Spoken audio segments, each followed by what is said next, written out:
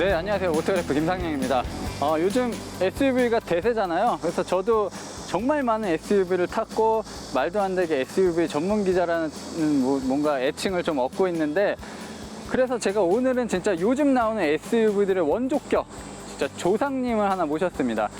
바로 혼다 CR-V입니다.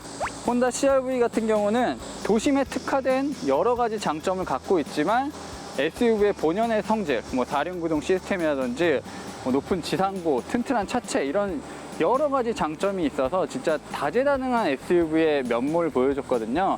근데 사실 이제 SUV는 너무 많이 보셨으니까 또 다른 차원의 정말 생각지도 못했던 이 다재다능한 모델을 하나 더 준비했습니다. 자, 빨리빨리 나가.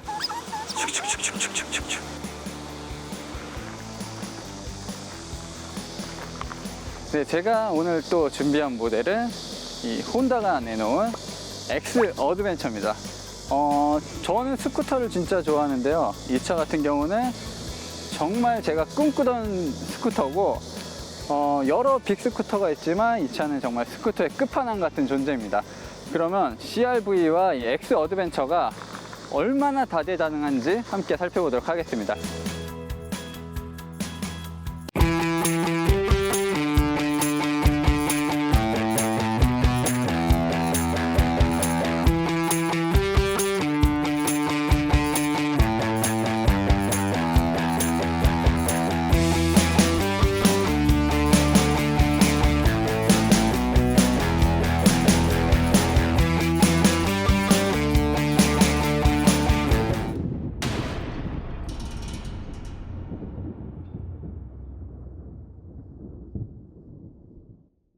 자, 이제 보실 모델은 XADV라고 합니다. 원래 정식 명칭은 XADV인데 X 어드벤처라고 불러요.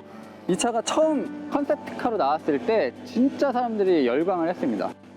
혼다가 바이크도 디자인이 이제 정말 물이 올랐구나, 정말 미래지향적으로 끝을 보는구나 라고 생각했었고, 거의 컨셉과 비슷하게 나왔어요. 비슷하게 나왔고, 자동차계에서는 혼다가 영향력이 어느 정도 있지만 바이크는 혼다입니다. 이건 어쩔 수가 없어요.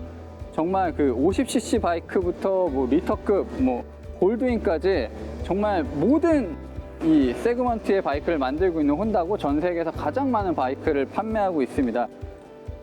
그렇기 때문에 혼다가 만들 수 있는 그 1등이 만들 수 있는 바이크가 바로 X 어드벤처인 것 같아요. 일단 디자인을 봤을 때 이게 도대체 누가 이걸 보고 스쿠터라고 생각하시겠어요? 이건 분명히 기어 조작을 하지 않고 이 스로틀로만 가는 스쿠터입니다. 근데 보통 스쿠터는 이렇게 밑바닥이 뚫려 있지만 이 차는 이 듀얼 퍼포즈 모델처럼 정말 오프로드를 잘 달리게 생겼어요. 그리고 원래 그 스쿠터 같은 경우는 차량 밑바닥에 프레임이 이렇게 깔리는데 지금은 좀 그런 구조를 택하지도 않았고요. 이런 서스펜션이라든지 이런 구조가 사실 스쿠터라기보다는 어떻게 보면은 이런 오프로드를 더 잘 달리게끔 만들어져 있습니다. 사실 제가 그 바이크를 타는 걸 굉장히 좋아하지만 바이크를 전문적으로 잘 알지는 못합니다. 그래서 이 바이크 리뷰는 그냥 애교로 봐주셨으면 해요. 그리고 일단 무엇보다 저 요즘 혼다 바이크를 좋아하는 이유 중 하나, 바로 키! 자, 이 혼다만이 할 수 있는 스마트 키가 이 X 어드벤처에도 적용이 되어 있습니다. 이 스마트 키가 뭐가 이렇게 신기해라고 할 수 있지만, 바이크 타시는 분이라면 장구류를 다 갖추고 바지 주머니에서 이 키 찾아갖고 이 돌리는 게 얼마나 불편한지 아실 거예요. 근데 이 스마트 키가 있으면 그냥 주머니에만 넣고 있으면, 자, 이런 식으로 시동이 걸리고 작동이 됩니다. 이 X 어드벤처 같은 경우 이런 뭔가 그 랠리 바이크에서 볼 수 있었던 디지털 계기판이 적용이 되어 있고요. 이쪽에 간략한 정보를 알 수 있는 또 LCD 창이 마련이 되어 있습니다. 스쿠터다 보니까 클러치는 당연히 없고요. 이제 브레이크를 조절할 수 있는 레버가 있고, 이쪽에 이제 수동 모드가 있습니다. 수동과 자동 모드. 그래서 내가 수동으로 조작을 하겠다, 그리고 자동으로 하겠다를 바꿔줄 수 있고요. 이쪽에 주행 모드를 설정하는 레버가 있죠. 통합 모드, 이제 그냥 일반적인 자동차의 D 모드라고 생각하시면 되고요. 이쪽은 이제 중립, 그리고 한 단계 놓으시면 이제 스포츠 모드가 됩니다.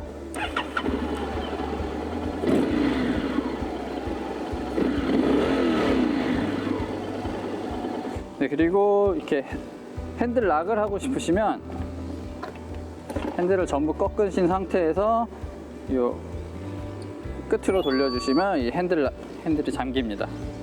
그리고 그냥 가면 돼요. 그냥 가면 뭐 이거는 이제 시동도 꺼진 상태고 핸들 락도 걸려 있는 상태입니다. 그리고 다시 와서 돌려주시고 시동만 걸면 돼요. 그러니까 이 스마트 키가 그동안 안 써봐서 바이크 타시는 분이 모르셨던 거지, 정말 쓰게 되면 이거는 정말 최고의 옵션 중 하나가 아닐까라고 생각이 들어요. 자, 그리고 이 시트, 이게 스쿠터지만 사실 그동안 제가 경험했던 뭐 티맥스라든지 뭐 C650 스포츠나 뭐 GT 모델 뭐 이런 빅스쿠터와 비교했을 때는 트렁크 공간이 좀 상당히 협소합니다. 아무래도 이런 디자인을 만들고 뭐 변속기와 엔진의 위치를 좀 다듬었을 때 아마 공간이 안 나왔던 것 같아요. 보통은 그런 빅스쿠터가 이런 풀페이스 뭐 시스템 헬멧에 한 2개 정도가 들어가는데 지금 이 차는 딱 하나 들어가는 공간이 나와요.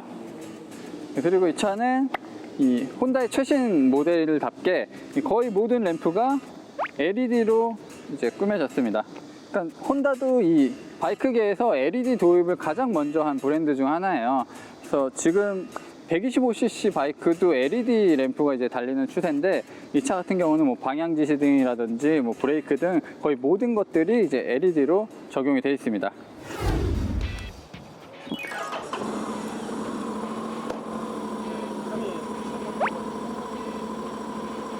상태에서가 이제 여기가 이제 일반 모드 상태고요. 지금 그냥 일반 DCT 모드라고. 잘 다녀오겠습니다. 내일 뵙겠습니다. 조심히 다녀오십시오. 네.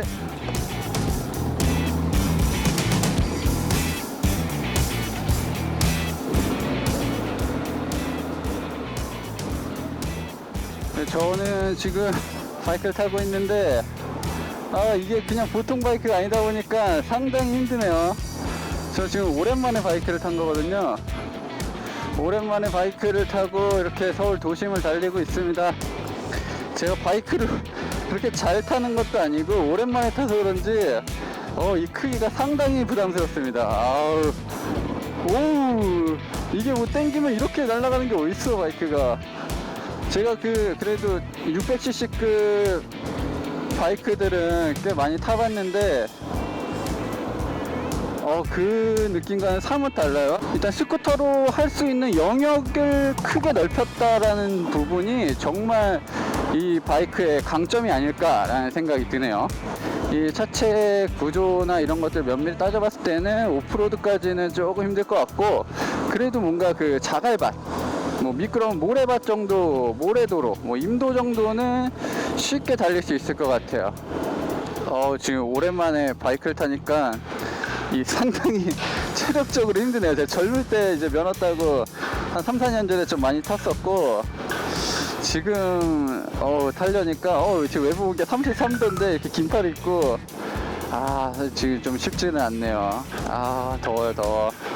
이 바이크는 굉장히 커요. 무게도 200kg이 훌쩍 넘고, 차체도 제가 실제로 보니까 이거는 빅스쿠터 중에서도 좀 헤비급이라고 봐야 하는 게 맞을 것 같아요.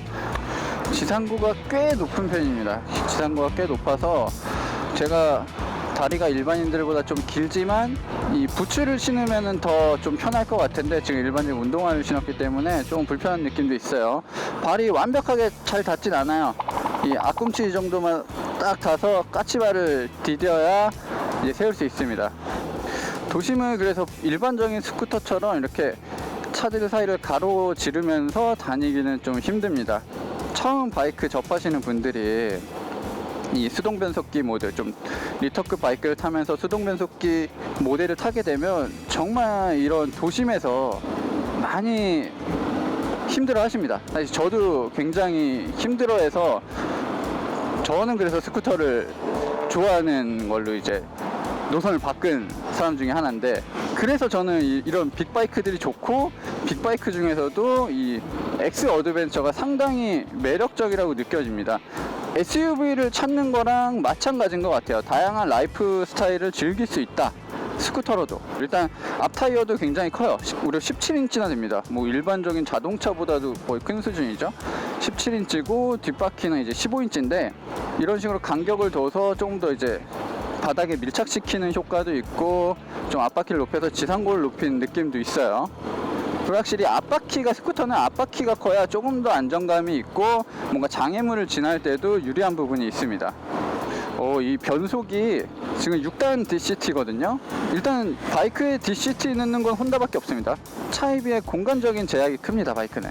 그러다 보니까 좀 컴팩트하고 그리고 고회전을 많이 쓰게 되다 보니까 이제 수동 변속기를 많이 사용하게 되는데, 혼다가 아주 기술적으로 높아져 있고 독특한 시도를 많이 하는 브랜드다 보니까 듀얼 클러치를 넣었어요. 듀얼 클러치를 넣었는데 이걸 모토GP에서도 좀 테스트를 해봤고 뭐 여러 가지를 했는데 좋은 거죠. 뭐 효율뿐만 아니라 뭐 직결감이라든지 주행 성능에 있어서도 뛰어납니다. 그리고 일단 그게 가장 중요한 부분이었는데, 부피라든지 무게차가 그렇게 크지 않아서 이 적극적으로 이제 듀얼 클러치를 바이크에도 넣기 시작했어요. 그래서 이 듀얼 클러치가 지금 철컥하는 느낌이 소리랑 함께 나요. 약간의 그 변속 충격이 있긴 합니다. 불쾌한 수준은 아니고, 그 뭐 CVT는 상당히 부드럽게 나가요. 빅스쿠터 뭐 650cc라든지 600cc 모델들은 진짜 한없이 부드럽게 나가면서 엔진 회전도 같이 올라가는데, 지금 이 차는 의외로 되게 재밌네요. 격정적이에요. 저도 이렇게 타지만 타면서도 지금 스쿠터라는 느낌이 거의 없어요. 바이크 타시는 분은 대단한 것 같아요. 이렇게 무거운, 사실 뭐 차에 한 10분의 1 정도지만 이걸 어떻게 이렇게 잘 몰고 다니시지? 신기하네. 존경스럽습니다, 바이크 타시는 분들.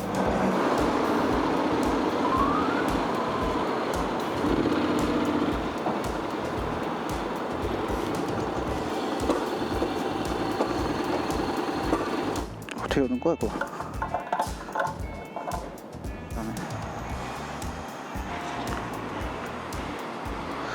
힘들어요. 너무너무 힘들어요. 이 도심에서는 좀 부담스럽게 큽니다. 진짜 능숙한 분이시면 잘하실 텐데, 저 같은 초보가 이렇게 한 방에 덤비기에는 꽤 수준 높은 바이크예요. 이게 아무리 스쿠터라 그래도 쉽지 않습니다. 자, 달려보겠습니다. 차들이 없으니까 이제 살겠네요. 기름은 가득 넣습니다. 기름은 가득 넣으니까 2만원이 조금 넘게 나왔어요. 리터당 연비가 17km였거든요. 경제운전하면 훨씬 더 줄어들 것 같기도 해요. 그리고 일단 바이크가 좋은 점이, 일단 시야 측면에서 상당히 좋습니다. 그냥 내가 그 썬루프 위에 고개를 내밀고 있다고 생각하시면 돼요. 앞을 쫙 보고 있는 거죠. 그래서 교통 상황을 볼 수 있는 것도 마찬가지지만 어떤 문제가 생겼을 때 대처하는 것도 사실 준비를 더 많이 하기 때문에 쉽습니다. 다만 바이크의 단점이라면 핸들 갑자기 틀고 이렇게 빠져나가도 자동차가 전복이 되거나 이럴 경우는 흔치 않은데, 바이크는 갑자기 뭔가 장애물이 나타나서 그걸 피할 생각을 하면 진짜 능숙한 운전자가 아니고서는 거의 대부분 이제 넘어지게 됩니다. 그리고 그 브레이크를 잡았을 때 안정감도 사실 차에 비해서 이렇게 딱 뛰어난 편은 아니고요. 이 맛이죠. 바이크는 이 맛이야. 근데 저는 이 듀얼 클러치가 상당히 공격적일 줄 알았는데 기어를 아주 매끈하게 올려줍니다. 지금 촘촘해요. 스쿠터 엔진도 크고 힘도 좋은데 진짜 일반 승용차 같은 RPM이에요. 6000rpm을 조금 넘어가면 이제 레드존이 시작되는 뭔가 바이크스럽지 않고 자동차 같은 그런 구조를 갖췄습니다. 그래서 변속이 상당히 재빨라요. 그리고 타이밍도 제가 생각했던 것보다 훨씬 이릅니다. 거의 뭐 3000rpm을 넘기지 않는 것 같아요, 변속을 할 때요. 그래서 이 레그 플레이트 부분, 다리를 올려놓을 수 있는 부분이 상당히 길기 때문에 편안함을 좀 주는 것 같아요. 그래서 장거리 투어에서도 여러 가지 포지션을 바꿔가면서 신체 부담을 좀 덜어줄 수도 있을 것 같습니다. 이 스포츠 모드에서는 뭔가 반응이 더 날이 서 있어요. 깜짝 놀랐네. 바이크는 작다 보니까 몸이랑 진짜 딱 미칠 때가 있다 보니까 조금만 뭔가 변화가 생겨도 몸으로 잘 느껴지는 것 같아요. 배기음도 조금 달라지고요. 엔진 회전수를 굉장히 좀 높게 가져갑니다. 일반적인 D모드에서는 2000rpm을 조금 넘으면 변속을 했는데 지금 S모드에서, 스포츠 모드에서는 4000rpm을 넘겨도 조금 유지시켜주는 것 같아요. 지금 보고 계시는 이 CR-V는 5세대 모델입니다. 4.5세대가 나온 지 얼마 안 돼서 바로 나온 모델이에요. 그래서 확실히 인상이 크게 변했습니다. 혼다가 요즘 잘하고 있는 게 이 건담 룩을 하고 있어요. 정말 미래지향적이고 로봇 같은 디자인을 하고 있는데 CR-V의 얼굴도 약간 그런 느낌이 있습니다. 일단 이 그릴과 헤드램프가 한 덩어리로 이렇게 이어져 있고요. 보통 독일차 같은 경우는 이게 일자로 수평적인 그 레이아웃을 취하는 반면에 확실히 그 일본차, 혼다차는 좀 독특한 레이아웃으로 이 덩어리를 만들어 놨습니다. 그리고 이런 그릴 부분에 정말 화려하게 반짝반짝거리는 크롬이 많이 들어갔는데 아무래도 이 CR-V가 미국 시장과 중국 시장을 겨냥하기 때문에 그쪽 취향에 좀 맞춰서 이런 디자인이 나온 것 같아요. LED 주간 주행등은 조금 뭔가 존재감이 크진 않지만 이 헤드램프에 뭔가 오묘한 느낌이 있습니다. 이게 레전드랑 어코드 이쪽에서부터 내려왔던 그런 디자인이 여기도 적용이 되어 있어서 딱 한눈에 보면 상당히 좀 이색적인 느낌이에요. 이 범퍼 부위에도 안개등 부위에 이런 크롬으로 장식한 부분이 눈길을 굉장히 끌고요. 이런 스키드 플레이트를 장착해서 조금 더 역동적인 SUV의 느낌을 살렸습니다. 근데 옆모습은 크게 변한 게 없습니다. 저는 예전에 그 CR-V 2세대, 3세대 모델, 한 3세대 모델쯤에 이제 이 윈도우 라인이 정말 예쁘게 됐었어요. 반달처럼 이렇게 돼 있었는데 지금 4세대 모델부터는 조금 날렵함을 강조하면서 이렇게 좀 끝을 올린 디자인이 적용이 됐고요. 일단 옆모습의 레이아웃이 크게 바뀌지 않았는데 이 못 보던 부분이 생겼어요. 이 갑자기 뭔가 불쑥 튀어나왔습니다. 저도 이 CR-V 5세대 사진을 처음 보면서 가장 좀 파격적이다라고 생각했던 부분이에요. 원래 그 CR-V는 독창적인 디자인이 있었습니다. 이렇게 세로형 테일 램프가 좀 아이덴티티처럼 자리를 잡았었는데 지금 5세대를 오면서 이렇게 가로로도 테일 램프를 적용을 했습니다. 그러니까 뭔가 이상한 디자인은 아니지만 그동안 CR-V에서 보지 못했던 모습이라 조금 생소하기도 하고 역시 또 이렇게 크롬을 정말 아낌없이 썼네요. 아낌없이 써서 눈에 잘 띄게 만들어서 뭔가 전반적인 느낌이 미래지향적이고 진짜 로봇 같은 느낌이 있어요. 그러니까 많은 분들이 눈이 이렇게 찢어져 있고 이 크롬 있는 것을 보고 아이언맨 같다는 좀 얘기도 하시더라고요. 네, 휠은 18인치 휠이 적용이 되어 있는데 사실 뭐 스포크가 이렇게 얇거나 뭔가 입체적인 느낌은 크지 않습니다. 투톤으로 처리를 했지만 날렵한 느낌은 없어요. 좀 신경을 썼지만 조금 투박한 느낌도 들고 이 타이어 같은 경우는 지금 우리나라 모델에는 한국 타이어가 장착이 되어 있습니다. 한국 타이어 키너지 GT 타이어가 장착이 됐는데 그립보다는 승차감에 더 최적화된 타이어입니다. 사실 이 5세대 CR-V의 핵심은 엔진이에요. 뭐 디자인 바뀐 것도 중요하지만 엔진이 정말 달라졌습니다. 그리고 혼다가 잘 하지 않았던 방법으로 새로운 엔진을 만들었어요. 그동안 혼다의 가장 큰 시장이었던 미국을 겨냥해서 혼다는 2.4L 4기통 자연흡기 엔진과 3.5L V6 엔진을 주력 엔진을 썼습니다. 제가 조금 몰아본 느낌으로는 훨씬 나아요.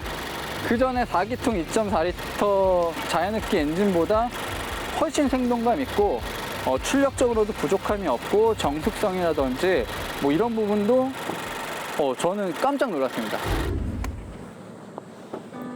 네, 이미 많은 분들께서 서울모터쇼에서 이 혼다 CR-V를 보셨을 거예요. 굉장히 좀 정갈하고 깔끔합니다. 이게 전 세계적으로 팔리는 SUV다 보니까 뭔가 좀 단정하고 정돈이 잘 돼 있어요. CR-V가 사실 막내였는데 2급이 SUV 막내였는데 이들의 동생들이 생기다 보니까 자연스럽게 조금 더 CR-V가 고급스럽고 좀 어른스럽다고 느껴집니다. 지금 막 이런 우드 들어가 있고 가죽의 느낌이라든지 이거는 확실히 뭐 예전 같으면 그래 이거 가지고 감동을 받진 않았을 것 같은데 제가 최근에 B세그먼트 SUV를 많이 보다 보니까 고급스러움이 느껴져요. 그리고 사실 혼다도 이 CR-V 5세대 모델에서 고급스러움을 좀 많이 강조를 하기도 했습니다. 그래서 이런 플라스틱 마감들도 아 진짜 이 정도는 돼야 돼요. 이렇게 보니까 또 진짜 B세그먼트 안 되겠네. 자, 그리고 스티어링 디자인도 많이 변했습니다. 좀 더 날렵해졌고 이런 버튼들이 상당히 좀 이색적이에요. 여느 자동차 회사랑은 좀 다른 것 같죠? 그리고 사용감이 되게 확실해요. 내가 눌렀구나는 확실한데 자동차에서 그동안 느껴지던 감각은 아니고 감각이 되게 좀 거친 느낌이라 이렇게 썩 좋진 않아요. 그 트렌드에 맞게 이런 디지털 계기판을 집어 넣었습니다. 디지털 계기판이 뭐 엄청 화려하다거나 그렇진 않아요. 일단 CR-V는 정말 그 SUV가 가져야 될 덕목들을 잘 갖고 있습니다. 일단 수납 공간, 이거는 정말 박수 받을 만해요. 이 기어 노브를 이 밑에다 두는 게 아니라 약간 그 오디세이라든지 미니밴처럼 좀 위쪽에다 둬서 이 아래 공간이 굉장히 여유로워졌어요. 일단 컵홀더 위치도 상당히 좋고 이 센터에는 12V 아울렛 단자가 있고 간소한 이런 공간이 있는데 이곳에는 핸드폰을 놔도 될 것 같고요. 그리고 이 부분에도 이런 식으로 간단하게 뭐 올려놓을 공간이 있잖아요. 근데 이 부분은 이렇게 보시게 되면 이렇게 움직일 수 있습니다. 그러니까 드러낼 수도 있고요. 그러니까 이 센터 이 수납 공간도 상당히 넓은 편인데 이거를 더 효율적으로 사용할 수도 있어요. 그러니까 앞뒤로 움직여가면서 속에 짐을 확인할 수도 있고 꺼내기도 쉽고 약간 그런 구조고요. 이 앞좌석에만 12V 단자가 2개가 있고 USB가 2개가 있고 HDMI 케이블도 있어요. 이런 전자장비를 사랑하는 혼다 같으니라고. 그래서 이런 쪽으로는 와 그래 USB를 이렇게 팍팍 해줘야 요즘 시대의 젊은이들이 살맛 나죠. 이렇게 겉보이는 곳들은 좀 잘 꾸며놓고 재질도 좋은데 이 보이지 않는 부분들 이런 안쪽이라든지 이런 밑쪽은 여전히 좀 대중적인 차 느낌이 많이 들어요. 사실 이쪽에 돌출되어 있는 부분이 그 차가 이렇게 쏠리고 좌우로 쏠릴 때 이제 몸을 지탱할 때 다리를 좀 지지할 수 있는 부분인데 이걸 좀 푹신하게 만들어야 보호가 되는데 이거는 그냥 딱딱해서 이건 제 역할을 할지는 잘 모르겠습니다. 아주 조그마지만 썬루프도 마련이 되어 있습니다. 요즘 구성으로 좀 조그만 편이죠. 이 정도 급이면 진짜 큰 파노라마로 이 천장을 다 덮어도 괜찮을 것 같은데 일단 국내 모델에는 이렇게 큰 썬루프는 적용되지 않았습니다. 이렇게 보시면 룸을 다 훤히 볼 수 있는 이 캐빈을 훤히 볼 수 있는 미러가 적용이 되어 있습니다. 이거는 뭐 레이에서도 봤던 건데 잘 안 보이는구나. 이게 위치가 조금 애매하네요. 이게 좀 한 이쯤 좀 앞쪽에 장착이 돼야 뭔가 환하게 보일 것 같은데 그리고 이거는 이 선글라스 케이스와 함께 쓰는 건데 이 선글라스 케이스의 위쪽을 막아주지를 않아갖고 이걸 선글라스를 놨다가 이걸 열게 되면 그냥 무조건 떨어질 것 같아요. 사실 예전에는 혼다가 좀 고리타분한 디자인이었어요.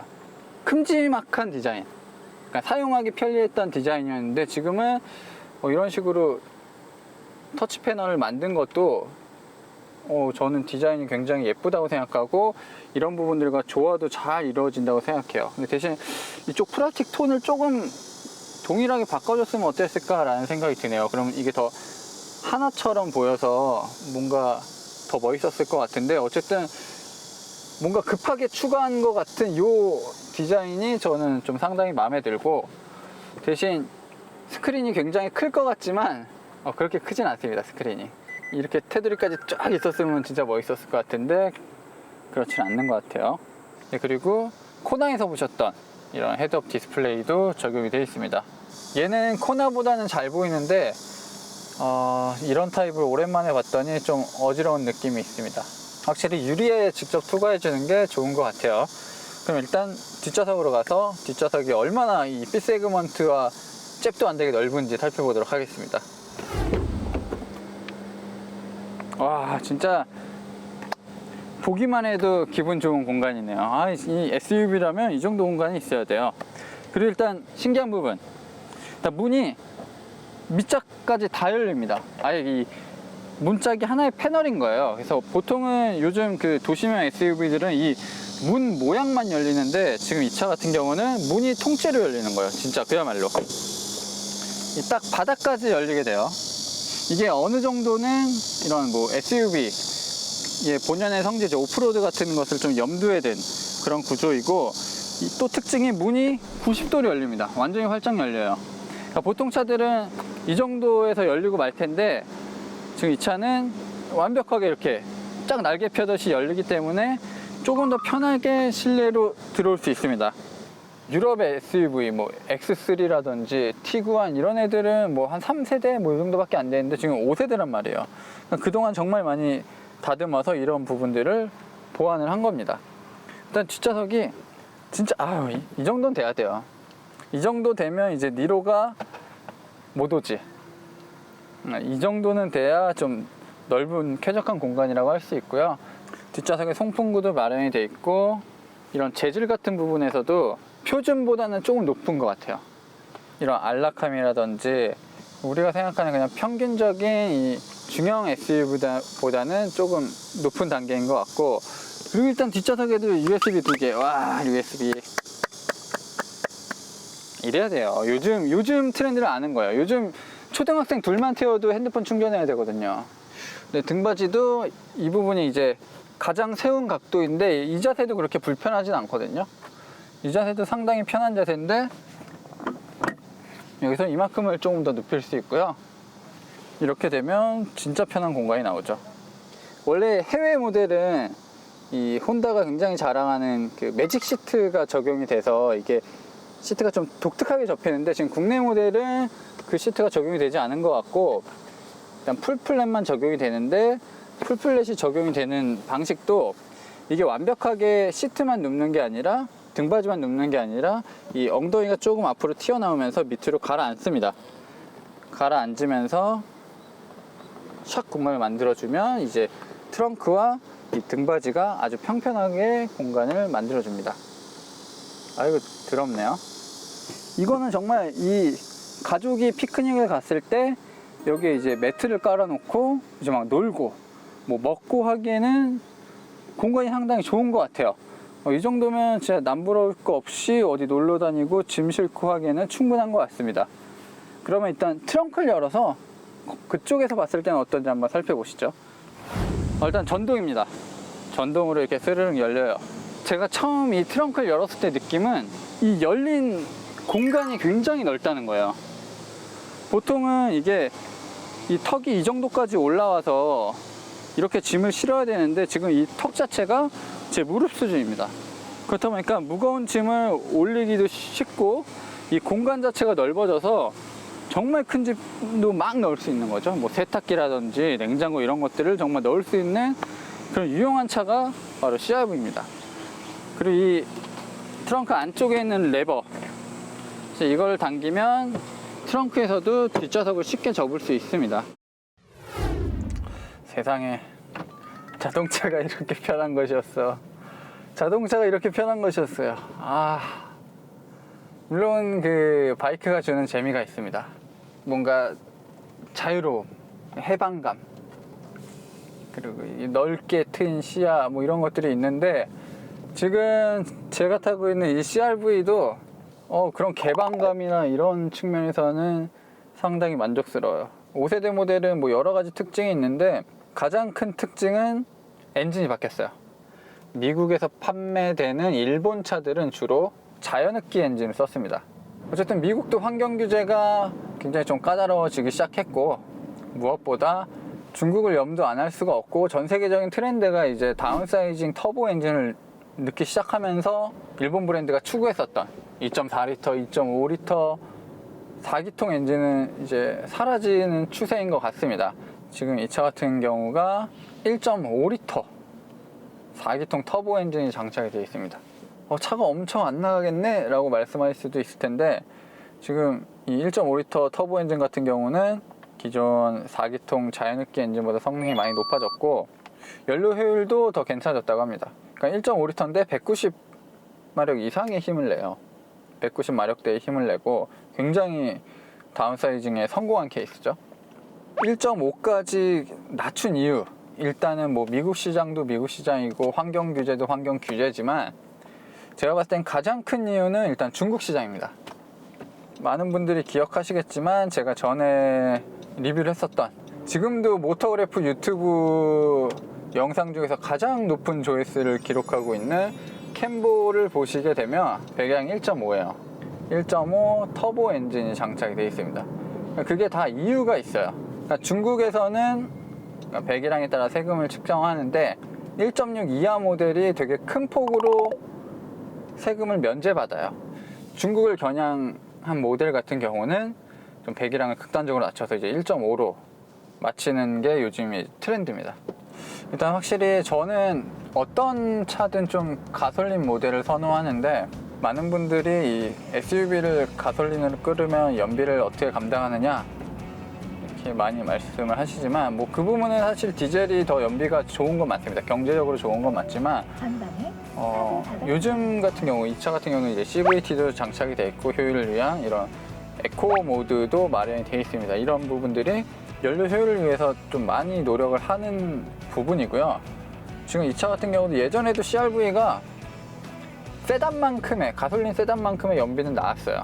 꽤 효율이 좋았던 차인데 지금은 조금 더 좋아졌다고 합니다.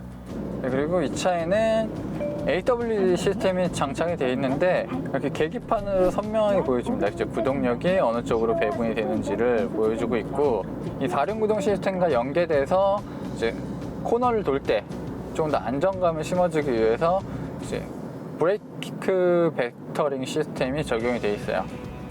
초창기 1세대 모델은 프레임 바디에 정말 진짜 전통적인 SUV 같은 느낌이었는데 시빅 플랫폼을 쓰면서 차체가 좀 낮아졌고 뭔가 도심에 조금 특화됐습니다. 4륜 구동 시스템도 오프로드를 가는데 최적화됐다기보다는 도심에서 뭔가 빗길이라든지 눈길 이런 곳을 헤쳐나갈 때 더 최적화가 되어 있어요. 그리고 뭔가 긴급한 위급 상황에서 핸들을 틀고 이 안전성을 좀 확보해 줄 수 있는 그런 시스템입니다. 확실히 요즘 좀 쿠페형 SUV라든지 정보를 막 많이 낮춘 SUV들이 많아서 SUV가 SUV 같은 느낌이 없었는데 CRV 같은 경우는 여전히 좀 그런 전통적인 느낌이 있긴 합니다. 시야도 상당히 넓어요. 지금 앞유리의 면적도 넓은데 시트 포지션이라든지 보닛의 위치 이런 것들이 시야가 상당히 좋게끔 되어 있습니다. 그리고 옆유리도 상당히 넓고요. 이 차 같은 경우도 여성 운전자들이 선호할 것 같아요. 일단 기본적인 것들이요, 느낌이. 그리고 오른쪽 깜빡이를 켜면 자, 오른쪽 사이드 미러 밑에 있는 카메라가 후방을 비춰줍니다. 이 혼다만이 하는 잡기술 중에 하나죠. 네, 저는 이 다재다능한 두 차를 타는 게 정말 즐거웠습니다. 오랜만에 바이크를 타서도 신이 났고, 이런 SUV, 뭔가 겉으로는 일반적이지만 속속들이 여러 가지 특징이 있는 CRV를 만나서도 굉장히 좀 좋았습니다. 사실 뭐 바이크를 제가 좀 더 잘 탔으면 더 재미난 리뷰를 할 수 있었을 것 같은데, 어쨌든 저희도 이제 다음에 좋은 기회가 되면 이런 식으로 바이크를 다시 한번 또 제대로 리뷰할 계획이고요. 요즘 트렌드에 맞게 정말 이런 특색 있는 SUV들을 조금 더 발굴해서 여러분들에게 알리도록 하겠습니다. 저는 지금까지 모터래프 김상영이었습니다.